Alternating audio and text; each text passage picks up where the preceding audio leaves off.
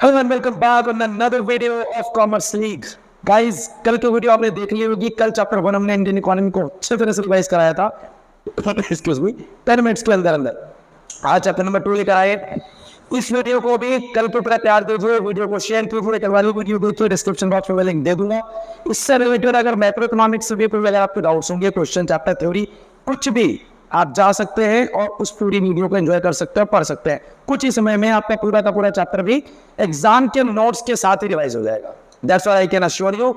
आज की वीडियो भी खूब दबा कर शेयर करिए, वीडियो पर लाइक कीजिए, शेयर कीजिए, कमेंट कीजिए इस पर, और जितने ज्यादा हो सकते हैं इस वीडियो के रीच को बढ़ाने में मेरी हेल्प कीजिए। चलिए शुरू करते हैं। Indian economy 1950 to 1990।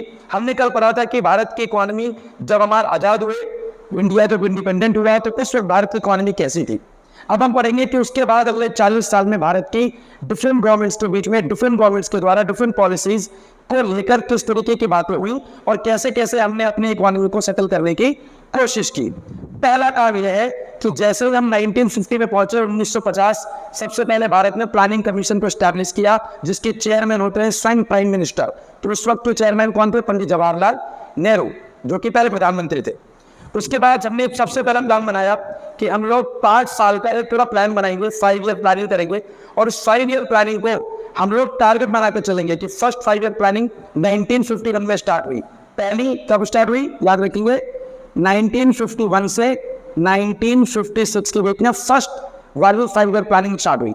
Second 5 year planning आई 1956 से 1961 एंड दिस गोज ऑन। हर 5 साल में एक प्लानिंग पूरी सेटअप की गई, जिसके अंदर फर्स्ट 5 ईयर प्लानिंग पर हमने फोकस किया एग्रीकल्चर के ऊपर, और सेकंड वाले का हमने फोकस किया इंडस्ट्री के ऊपर। करेक्ट हो गया। चलिए, जो 5 ईयर प्लान बनाया गया तो उसके गोल क्या सेटअप रखे गए?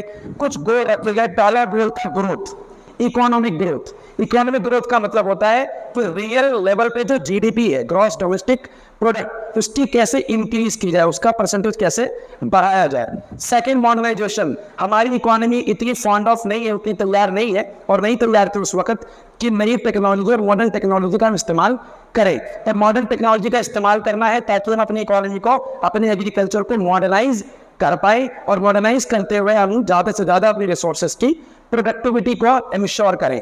Third, self reliance. Self reliance का मतलब किसी भी इकोनॉमी में, जब हम इंडिया की इकोनॉमी की बात करते हैं, तो इंडिया इकोनॉमी में जितना भी प्रोडक्शन हो रहा है, जितना भी गुड्स एंड सर्विसेज की प्रोडक्शन हो रही है, वो असल में अपने रिसोर्सेज को यूज करके हो तो ज़्यादा बेहतर है। अगर हम अपने ही रिसोर्सेज को यूज करके अपनी प्रोडक्टिविटी इंश्योर करेंगे, इकोनॉमिक ग्रोथ एक्सेलरेट करेंगे, तो हमें दूसरे की, स्पेशली जो फॉरेन कंट्रीज हैं, उन पर हमें डिपेंडेंस बहुत कम हो जाएगी, और ये हमारे लिए अच्छी बात है। चौथा आता है इक्विटी। इक्विटी का मतलब होता है कि जो भी हम जीडीपी बढ़ाएंगे इन तीनों तरीकों से, उस जीडीपी के बढ़ने के बाद जो भी हमें बेनिफिट होंगे वो सेवरल सेक्शन ऑफ सोसाइटी में इक्वल डिवाइड हो जाए, सो दैट सेवरल सेक्टर्स को फायदा मिले। मार्जिनलाइज फार्मर्स हो, चाहे इंडस्ट्री के लोग हो, या फिर छोटे मोटे किसान जितने भी हैं, सबको फायदा हो। इक्विटी हो, equitable distribution of the GDP which is generated after these 3 purpose. Clear हो गया। चलिए, उसके बाद हमने सेक्शन कोशिश की कि हम लैंड रिफॉर्म लेकर आएंगे। लैंड रिफॉर्म का सीधा कनेक्शन किसके साथ है? जमींदारी सिस्टम। जब ब्रिटेन यहाँ पर था तो उन लोगों ने लैंड सेटलमेंट सिस्टम लगाया था। लैंड सेटलमेंट सिस्टम पे क्या करते थे वो लोग कि जमींदारों को अधिकार दे दिया जाता था कि आप अपने कल्टिवेटर से, जो मार्जिनलाइज किसान है, छोटे किसान है, या जिनके पास ज़्यादा पैसे नहीं है, जिनके पास ज़्यादा जमीन भी नहीं हुई, उन लोगों से तो अपनी खेती कटवाते थे। खेती कटवाने के बाद जो है वो पैसा होता था, सरप्लस होता था, वो जमींदार खुद रख लेते थे, और ज्यादातर एक्सेसिव टैक्सेस ये लेते थे उन कल्टिवेटर से। तो ये जो चीज थी उसे बहुत अंदर खा रही हुई एग्रीकल्चर को, सरकार ने लैंड रिफॉर्म लाने की कोशिश की, जिसमें पहला हमने क्यों लाए, लैंड रिफॉर्म लाने का क्या रीजन था, जल्दी से पढ़ते हैं। एग्रीकल्चर सेक्टर की जो प्रोडक्टिविटी थी वो बहुत कमजोर थी due to land settlement, zamindari system, जिसके कारण एक्सेसिव टैक्स का बर्डन जो है वो हमारे किसान पर पड़ रहा था, जिसको ठीक करने की जरूरत थी। लैंड रिफॉर्म लाके हमने इसको ठीक किया। इनइक्वालिटीज लैंड होल्डिंग, इसका मतलब यह है कि कुछ के पास जमीनें बहुत सारी थी और बहुत लोगों के पास जमीनें बहुत छोटी छोटी थी, तो इक्विटेबल डिस्ट्रीब्यूशन नहीं था जमीन के मामले में, और इसका फायदा वो जमींदार लोग उठाते थे। सबसिस्टेंस फार्मिंग, हमारी फार्मिंग जो है वो सबसिस्टेंस होती थी, मतलब सर्वाइवल की फार्मिंग। जो भी फार्मर छोटा छोटा भी छोटे बड़े जमीन के टुकड़े बुजुर्ग वो प्रोडक्शन करता था, खेती करता था, वो असल में उसका पहला मकसद होता था कि परिवार को पालेगा। तो परिवार को पालने का मतलब है वो मार्केटेबल सरप्लस की बात ही नहीं करता था कि वो मार्केट में जाकर बेचेगा और उससे मुनाफा कमाएगा। तो ये भी 4 रीजंस की वजह से लैंड रिफॉर्म गवर्नमेंट को लाना पड़ा। अगला है लैंड सीलिंग। सीलिंग का मतलब होता है लिमिट लगाना, कोटा लगाना, मतलब हर एक इंडिविजुअल कितनी जमीनें अपने पास रख सकता है उसको सरकार ने मैक्सिमाइज कर दिया कि इससे ज्यादा आप जमीन नहीं रख सकते। और इसका फायदा ये हुआ कि इक्वालिटी प्रमोट हुई, मतलब जिनके पास जमीनें नहीं थी उनको जमीनें पहुंची, जिनके पास बहुत ज्यादा थी वो उसका रेट यूज कर रहे थे, दबाने का यूज कर रहे थे किसानों को, स्पेशली मार्जिनलाइज फार्मर्स को, उनको भी कम किया गया। तो यहाँ से avoid land holding share hands, कुछ के पास जमीन का जो पूरा गत्था बना हुआ था उसको भी अवॉइड कर दिया। साथ ही साथ इक्वालिटी भी प्रमोट हो गई लैंड सेलिंग की वजह से। एग्जाम के अंदर वेरी वेरी इंपॉर्टेंट है, एग्जाम में देखना 3 तारीख को आने वाला है क्वेश्चन इसमें से। ग्रीन रेवोल्यूशन, HYV सीड्स, देखो ग्रीन रेवोल्यूशन आया लगभग 1960s में आया। हुआ क्या, HYV सीड्स आया, हाई वैरायटी सीड्स आई जो कि तगड़ी मॉडर्न टेक्नोलॉजी से रिलेटेड थी। टेक्नोलॉजी और टेक्निक आई, टेक्निक मतलब हाई इनपुट लगे जिसमें हाई फर्टिलाइजर्स का इस्तेमाल हुआ। इरिगेशन की फैसिलिटी सरकार ने बढ़ाई, नल कूपे बांध डैम रिवर्स की मैनेजमेंट करने की, वाटर मैनेजमेंट की पूरी कोशिश की गई। सो दैट ग्रीन रिवोल्यूशन हो पाया। मतलब जो फूड गेन्स हमारा, जो हमारे खाने की चीजें जो हम मार्केट में बेच सकते थे उन फूड ग्रेन्स का, चाहे बीट हो, चाहे मेज हो, चाहे बाजरा हो, चाहे राइस हो या जो भी, इस तरीके की खेती के प्रोडक्शन को बढ़ाया गया। और ये कम हुआ लगभग 67-68 के टाइम पे 25% तक हमारी फूड ग्रेन्स डेवलप हो गई। जो भारत दूसरे अमेरिका पे डिपेंड होता था उनकी गेहूं तो ये जो कि वो भैंसों को खिलाते थे हमें भेज रहे थे, हमें खाना पड़ता था। ग्रीन रेवोल्यूशन के बाद भारत खुद सेल्फ रिलायंट हो गया, जो हमारा एक मकसद भी था हमारे 5 ईयर प्लानिंग का। इसके बाद सबसे पहले समझो मार्केटेबल सरप्लस क्या है। मार्केटेबल सरप्लस का मैंने जैसे बताया कि जो किसान लोग थे वो ज्यादातर कौन सी खेती करते थे, सबसिस्टेंस।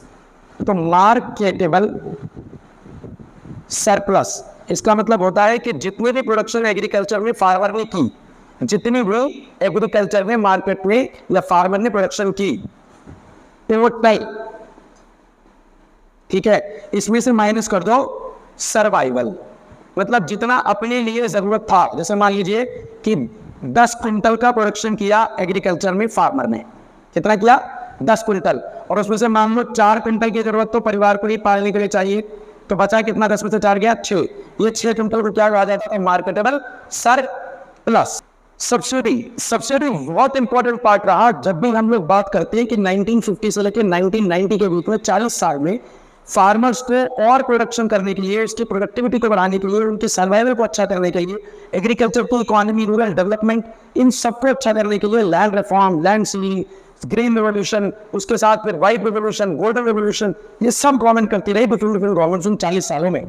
सब्सिडी उनमें से सबसे कॉमन बात रही तो सभी गवर्नमेंट ने किया। सब्सिडी का मतलब क्या होता है, फार्मर्स को कंसेशनल रेट पे, जो कि मार्केट प्राइस से तो बहुत ही कम होता है, उस कंसेशनल रेट पे कुछ इंपॉर्टेंट इनपुट उनको अवेलेबल कराए जाए जो उनके आउटपुट निकालने के लिए या प्रोडक्शन करने के लिए जरूरी होते हैं। तो सब्सिडी उन पे दी गई। एग्जाम्पल के तौर पर मान लीजिए हाई खरीद रहा है या कहीं इक्विपमेंट खरीद रहा है जिसकी जरूरत आपको एग्रीकल्चर में किसानों को पड़ने वाली है, तो फार्मर्स उसको मान लीजिए मार्केट प्राइस अगर 100 रुपये का है तो इसको 40 रुपये में अगर मिल जाता है तो वो ज़्यादा से ज़्यादा अपने आप पे मोटिवेट महसूस करेगा और अच्छे से अच्छा प्रोडक्शन करने की कोशिश करेगा।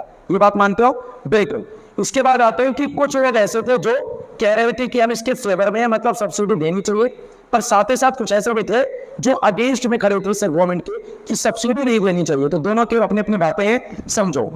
फेवर्स में ये था कि जो लोग फेवर वाले थे, जो आर्ग्यूमेंट कर रहे थे कि सब्सिडी देनी चाहिए, उन लोगों ने कहा कि जो मार्जिनल फार्मर्स है, जिनके पास जमीन बहुत कम है, या जो लैंडलेस फार्मर्स है, मतलब जिनके पास किसान के पास जमीन है ही नहीं, उन लोगों को सब्सिडी दे सकते हो और सब्सिडी देके उनकी प्रोडक्टिविटी को और उनको मेन स्ट्रीम में ला सकते हो। तो ये पॉजिटिव बात कही।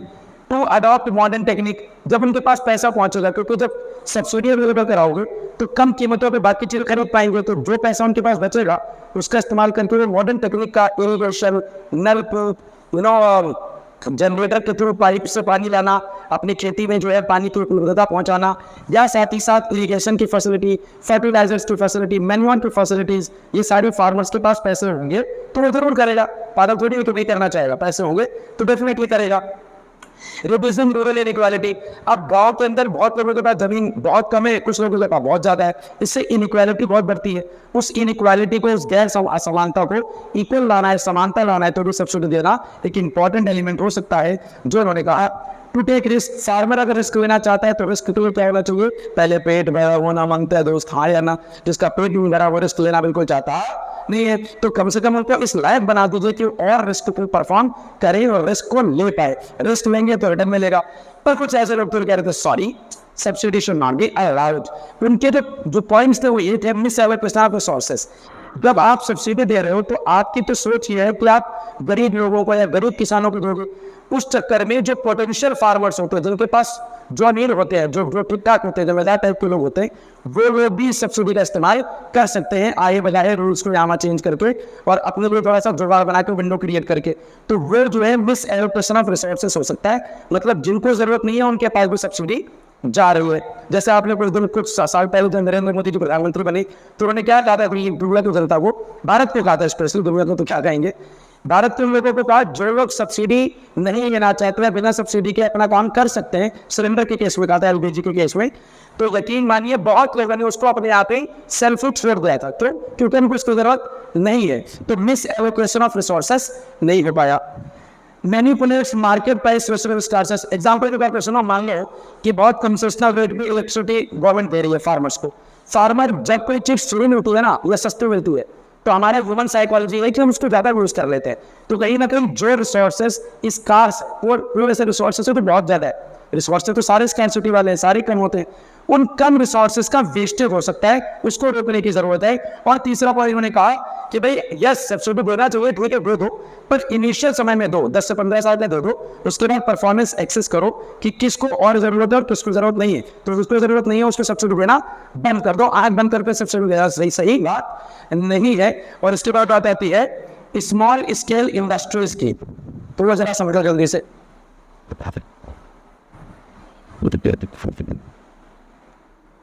देखो सबसे पहले हम बात कर लेते हैं कार्म कमेटी, इंपॉर्टेंट है एग्जाम के अंदर, 1954 वाली स्टैब्लिशमेंट है कार्म कमेटी। कार्म कमेटी ने एक रिकमेंडेशन दी, जिस रिकमेंडेशन ने कहा कि भाई एसएसआई स्टैब्लिश करो। एसएसआई का मतलब क्या होता है, स्मॉल स्केल इंडस्ट्रीज की शुरुआत कराओ। जब स्मॉल स्केल इंडस्ट्रीज आएंगी तो लगभग मिनिमम जो इन्वेस्टमेंट इसके अंदर होता है, मिनिमम इन्वेस्टमेंट जो उनके अंदर होता है दैट इज 5 लाख। कितना?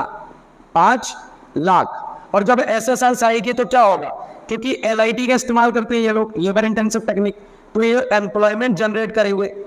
क्या करेंगे? एम्प्लॉयमेंट जनरेट करेंगे। साथ ही साथ इनइक्वालिटी भी कम हो जाएगी, क्योंकि भाई जो कम इन्वेस्टमेंट वाले लोग हैं वो लोग अपना धंधा खोलेंगे तो लोगों को रखेंगे, साथ में साथ वैसे इनइक्वालिटी भी कम हो जाएगी। और at the same time small scale industry जो है वो रूरल सेक्टर में जाकर बहुत तगड़ा डेवलपमेंट कर सकता है। तो स्मॉल स्केल इंडस्ट्रीज की रिकमेंडेशन किसने की? कार्य कमेटी ने। 2 बातें इसका मुख्य है। इन्होंने कहा सबसे पहले कि हम तो एक तो रूरल डेवलपमेंट करेंगे, तो ये तो मैंने आपको पहले ही बता दिया है ना, रूरल डेवलपमेंट करेंगे। साथ में उन्होंने कहा कि जो रीजनल डिस्पैरिटी है, मतलब क्षेत्र तौर पे जो असमानता है, हम उसे भी कम करना चाहते हैं, और ये एसएसआई से डेफिनेटली हो गया था। तो सारी चीजें वो है जो हमारे इतिहास में हो गई। So this is why Indian economy को इकोनॉमी भी कहता हूँ और हिस्ट्री भी कहता हूँ, तो हिस्टोरिकल इकोनॉमिक्स है ये। ऑलराइट, आई होप यहाँ तक आपको समझ में आ गया। इसके बाद अगली जो चीज रिवीजन करने की है दैट इज टैरिफ। क्या है? टैरिफ। एक चीज और थी साथ ही साथ कोटा। तो टैरिफ का मतलब क्या होता है? टैरिफ का मतलब होता है ड्यूटी, हैवी ड्यूटी। और ड्यूटी भी कौन सा? Import duty. तो क्या होता है कि जब अपने डोमेस्टिक ट्रेडर्स को, अपने लोगों को अगर आपको बचाना है, तो डोमेस्टिक इन्वेस्टर को आपको इंटरनेशनल कंपटीशन से अपने बचाना है, क्योंकि उनके पास उतनी मॉडर्न टेक्नोलॉजीज नहीं है जो उनसे लड़ पाए, उनसे कॉम्पीट कर पाए स्टार्टिंग डेज में। तो इंपोर्ट में हैवी ड्यूटी लगते रहते थे, ताकि जो गरीब आदमी अपने देश का दूसरे देश से सामान खरीद के लाए तो उसको बहुत महंगा पड़े और रिलेटिवली उसको चीपर की तरफ रहना पड़े। और चीपर सामान कौन अवेलेबल करा दे? भारत का अपना डोमेस्टिक या नेटिव प्रोड्यूसर्स। नेटिव का मतलब जो हमारे ही अपने लोग होते हैं, ताकि उनकी इकोनॉमी को हम सपोर्ट कर पाए। इसी में जो है इम्पोर्ट लाइसेंसिंग का चक्कर है बताऊंगा मैं आपको। सो इंपोर्ट ड्यूटी लगाई गई और साथ ही साथ कोटा फिक्स किया गया। कोटा का मतलब क्या है कि मैक्सिमम क्वांटिटी ये तय कर दी गई कि इससे ज्यादा आप दूसरे देश से सामान नहीं खरीद सकते। तो यहाँ पे क्या लगाया गया, लाइसेंसिंग लगा दी गई। क्या लगाया गया, लाइसेंसिंग, कि मैक्सिमम इससे ज्यादा आप दूसरे देश से सामान नहीं ला सकते। तो इस पर टोटल लगाया गया मैक्सिमम लिमिट, जिसको सीलिंग भी कहते हैं। और टैरिफ का मतलब होता है जो इंपोर्ट ड्यूटीज होती है, बात समझ में आ गई। और एक होता है non tariff barrier. Non tariff barrier का मतलब आपने कल की क्लास में सीखा था, कल के शॉर्ट में, कि भाई अंग्रेजों ने जो हमारे सामान यहाँ से रॉ मटेरियल एक्सपोर्ट होता था ब्रिटेन को, तो इसको टैरिफ फ्री कर लिया था। और वहां से जब सामान फिनिश गुड्स यहाँ पे आता था इंपोर्ट होता, तो उसको टैरिफ फ्री कर लिया था। मतलब ना तो टैक्स देंगे और टैक्स उनको देने की जरूरत पड़ेगी ना। इस चक्कर में हमारा जो एग्रीकल्चर था बुरी तरह से वो डैमेज हुआ, स्टैग्नेंट इकोनॉमी हमारी हो गई थी। कल के वीडियो में आपने सीखा था, जिन्होंने ना देखा हो फिर से कह रहा हूँ, डिस्क्रिप्शन में लिंक है, जाकर उसको देख लीजिए। 2 चैप्टर आपकी खत्म। नेक्स्ट वीडियो में नेक्स्ट वाला समराइज होगा और बहुत इंपॉर्टेंट होने वाला है एग्जाम से पहले। जरूर और जरूर उससे शेयर करो, दबा कर शेयर करो।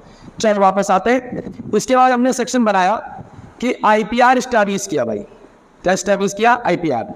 सो 1956 से 1961 में सेकेंड 5 ईयर प्लानिंग पे फोकस किया गवर्नमेंट ने, ठीक है। और उसका मेन पर्पस क्या था, मेन पर्पस क्या था, इंडस्ट्रियलाइजेशन।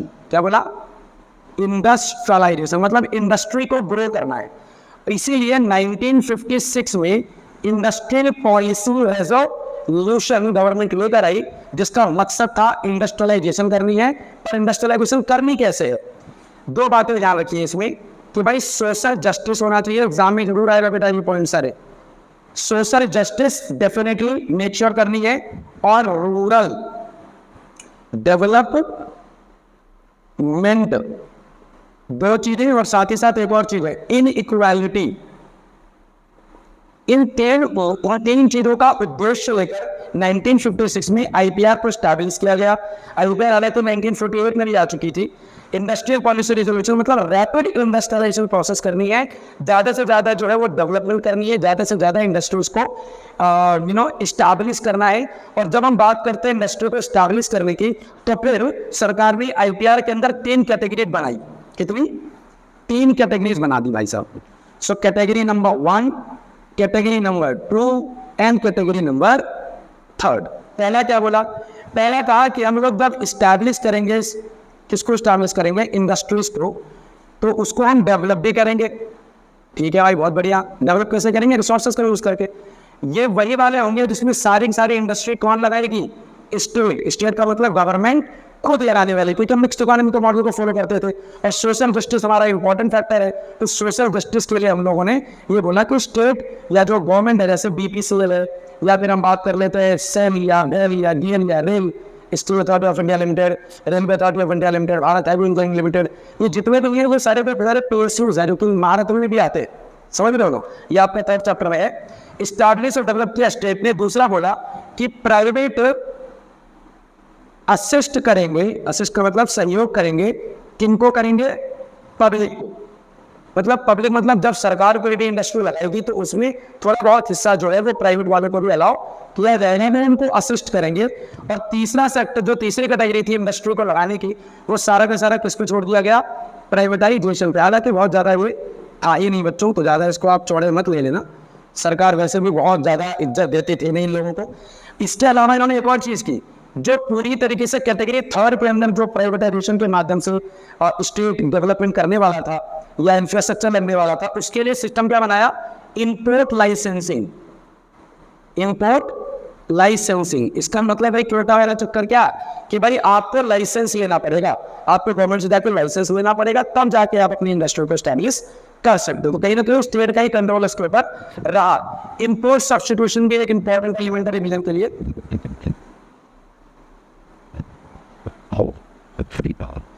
चलो आई होप कि आपको ये सारी चीजें मेहनत करेंगे, और मैं जो पढ़ा रहा हूँ, जो वन शॉट करा रहा हूँ, डेफिनेटली एग्जाम के अंदर बहुत सारा एलिमेंट ही आने वाला है। 3 तारीख को आपको पता चलेगा। जो पुराने से जानते हैं उनको तो अच्छे तरह पता है कि मैं जो भी पढ़ाऊंगा सब कैसे ऑन द पॉइंट ही होने वाला है। ठीक है, इसके बाद है इंपोर्ट सब्स्टिट्यूशन, जिसके लिए मैंने आपको ऑलरेडी पढ़ा दिया क्या, टैरिफ और कोटा। ये टैरिफ और कोटा इसी के बच्चे हैं, इसी के बच्चा था, इसी के अंदर का सिस्टम है। इंपोर्ट सब्स्टिट्यूशन को क्या बोला गया? Indoor management. इसका मतलब ये बोला गया कि भाई जो हमारे अपने डोमेस्टिक लोग हैं, जो हमारे डोमेस्टिक प्रोड्यूसर हैं, नेटिव प्रोड्यूसर हैं, भारत के अपने लोग हैं, जो भारत के बिजनेस कर रहे हैं, धंधा कर रहे हैं, सामान को प्रोड्यूस कर रहे हैं, इन लोगों के लिए इंपोर्ट सब्स्टिट्यूशन सिस्टम बनाया गया। मतलब कि आप दूसरे देश से सामान मत खरीदो, हमारे ही देश से जो हमारे लोग प्रोडक्शन कर रहे हैं उन्हें तो सामान खरीद लो। और उसके लिए अब सब लोग तो नहीं मानेंगे सरकार की बात, तो सरकार ने ये सिस्टम लगाया हुआ, क्या उल्टा लगाया हुआ है कि मैक्सिमम फिक्स कर दो, इससे ज़्यादा आप दूसरे देश से ला नहीं सकते। और लोग बोले कि ठीक है मैं इतना ही लेके आऊंगा, सरकार ने कहा नहीं, ये दूसरा बम फौलान पे क्या टैरिफ पे नाम था कि टैक्स से ही ड्यूटी नहीं इतनी बढ़ा दी कि वो इतना ज़्यादा महंगा हो गया कि चीपर लगने लग गया जो हमारे नेटिव प्रोड्यूसर का सामान था। तो इस तरीके से we have been on revised chapter number 2। इसके अलावा कुछ आने वाला नहीं है। कार्य कमेटी आपको ऑलरेडी पढ़ा दी गई है। 1950 से 1990 के बीच में भारत ने क्या किया, कैसे किया, क्यों किया। नेक्स्ट वीडियो जो है बहुत इंपॉर्टेंट होने वाली है। जैसे ये थी, वीडियो को लाइक करके शेयर दबा के करो, कमेंट करो इसके ऊपर कि कौन सा पॉइंट अच्छा लगा, किस पॉइंट में अगर कुछ चाहिए तो मैं शॉर्ट्स के माध्यम से आपके सामने वीडियो को लेकर आऊंगा। वीडियो को लाइक करें, शेयर करें, नोटिफिकेशन के बेल आइकन को हिट करो, ज़्यादा से ज़्यादा रीच पहुंचाने की कोशिश करो। एग्जाम टाइम में जितनी की हेल्प कर सकूँ उतना मैं अपने आप को लकी मानूंगा, अच्छा मानूंगा कि चलो मेहनत जो है वो रंग ला रही है। मिलता हूँ नेक्स्ट वीडियो में, तब तक जय श्री राम, श्री राधे।